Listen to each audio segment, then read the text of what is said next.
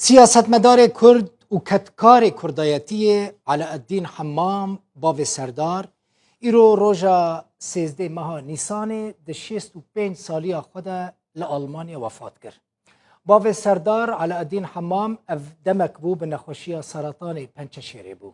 مالباتا وی را گهاند که وی دناوا در روژان سه روژان دا درمیوی ببن کوبانی و لگند شیران وشیرن.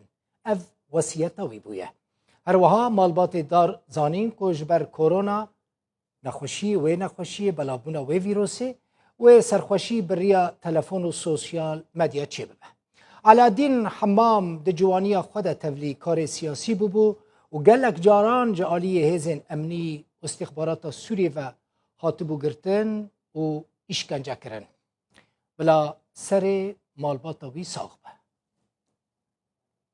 افجی دیمن روداوینه بری وفاتاوی ما فیچرک سروی چیه کربو سرجیاناوی چیه کربو دوی فیچره ده بحثا کار و خباتا خواه بحثا سیاست و بحثا